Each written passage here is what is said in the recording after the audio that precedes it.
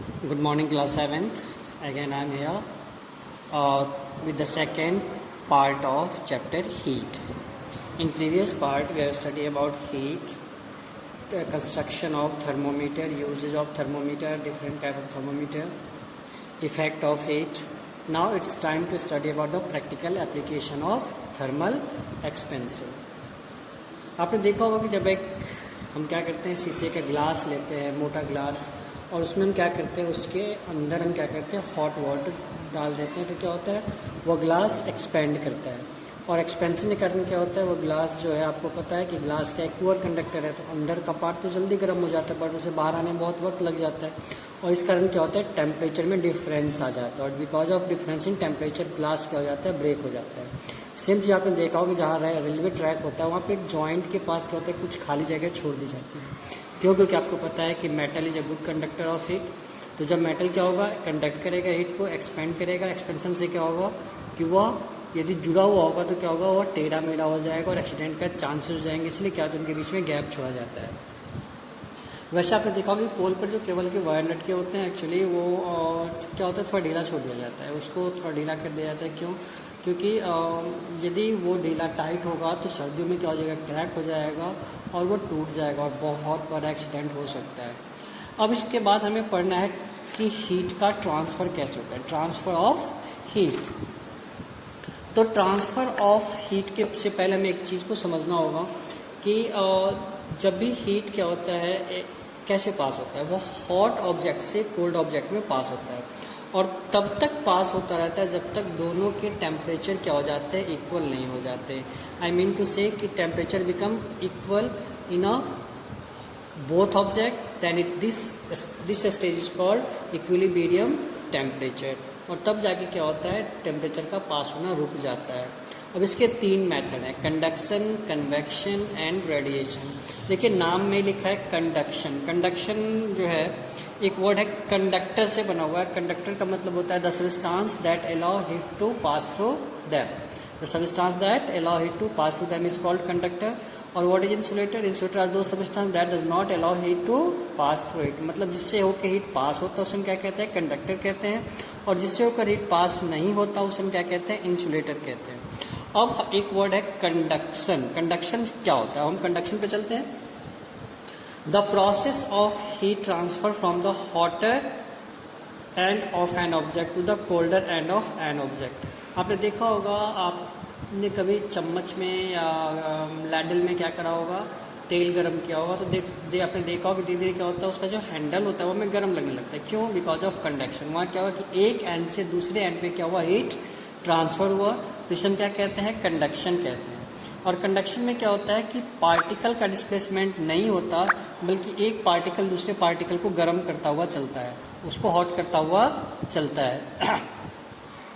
Convection. Convection क्या होता है, method of heat transfer in which there is actual movement of particle of the substance being heated is called convection. इसमें क्या होता है कि actual movement of the substance होता है। जैसे आपने देखा होगा, आपने कभी पानी गर्म किया है, पानी गर्म करने में आपने यदि किया होगा तो आपने देखा कि सेंटर से क्या होता है, बहुत सारे पानी के बुलबुले क्या होते हैं, बाहर निकलते हैं, और वो सेंटर से, बीच से निकलता है और फिर चारों ओर फैलते जाते हैं। मतलब पहले बीच का पार्टिकल गर्म होता है, फिर साइड साइड के पार्टिकल क्या होते हैं, गर्म होते हैं, क्योंकि पार्टिकल मूव करके वहाँ चला जाता है और ठंडे पार्टिकल क्या करता है, गर्म कर देता है। इसलिए इसका उपयोग आप अपने घर में देखते होंगे। आपने देखा होगा कि आपने देखा होगा कि वेंटिलेटर जो होता है वो छत के आसपास लगा होता है। क्यों लगा होता है?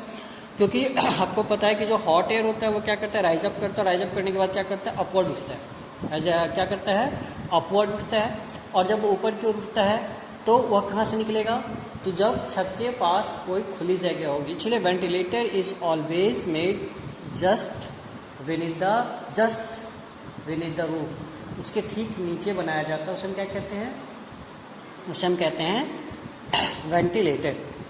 उसके बाद इसका दूसरा यूज देखेंगे, हमारी अर्थ पे क्या होता है, सी ब्रीज और लैंड ब्रीज। दिन के टाइम में क्या होता है, अर्थ जो है वो क्या होता है, earth is a good conductor of heat. तो क्या होता है, in day time earth gate heated easily and water takes so much time to get heated.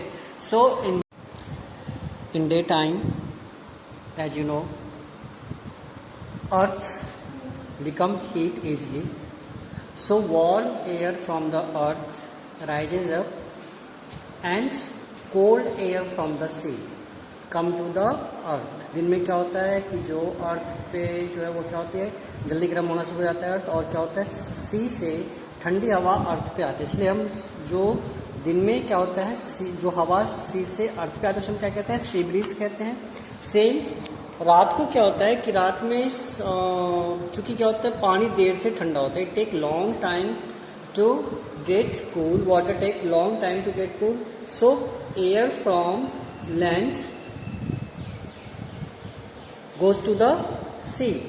दिन के समय क्या होता है कि सी से लैंड पे आता है, और रात के समय क्या होता है लैंड से सी के तरफ ले जाता है, क्योंकि देर से गर्म होता है तो हवाएं उसके ऊपर उठती चली जाती है, और अर्थ क्या होता है जल्दी ठंडा हो जाता है, तो अर्थ से क्या होता है जो एयर होता है वो क्या होता है सी की तरफ जाता है, तो इसे हम क्या कहते हैं सी लैंड ब्रीज कहते हैं।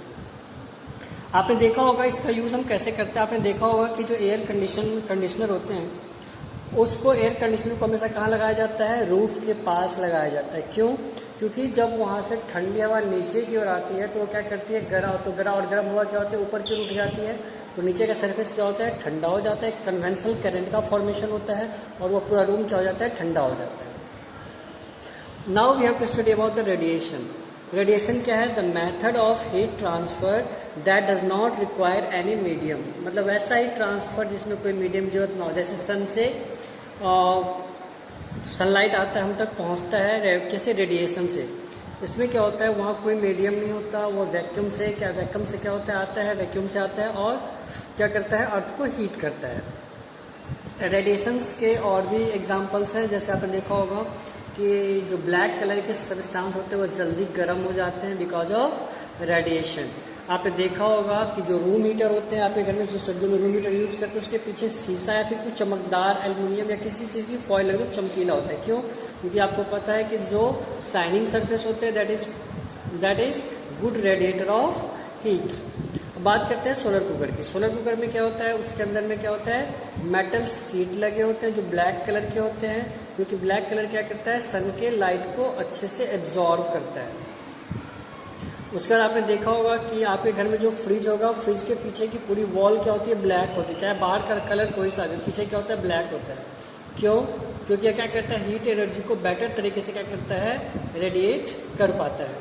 अब इसका यूज़ कहाँ होता है, तो हम कैसे हमने देखा कहाँ का यूज़ होता है, रूम हीटर में, सोलर कुकर में, किसका रेडिएशन के मेथड का। अब हमारे पास है कि वैक्यूम फ्लास्क हम कैसे बनाते हैं, तो बहुत ऐसे मेथड जिससे हम क्या कर सकते हैं, वैक्यूम फ्लास्क एक एग्जांपल ऐसे मेथड का जिसमें क्या है कि हीट लॉस को प्रिवेंट किया जाता है। क्या किया जाता है, हीट लॉस को प्रिवेंट किया जाता है। इसमें क्या होता है कि डबल वॉल्ड कंटेनर होता है और उसके बीच में जो है क्या रखा जाता है, ऐसे सब्सटेंस रखे जाते हैं जो इंसुलेटर होते हैं। इंसुलेटर रखने के कारण क्या होता है कि उसमें हीट लॉस नहीं होता, और उसका जो वॉल होता है वो क्या होता है सिल्वर कलर से पॉलिश किया जाता है, ताकि वह हीट को क्या कर से फिर से वापस अंदर भेज दे। और इसी सब कारण से क्या होता है कि जो वैक्यूम फ्लास्क होता है वो लंबे समय तक क्या करता है किसी भी चीज़ को हॉट या कोल्ड रख पाता है।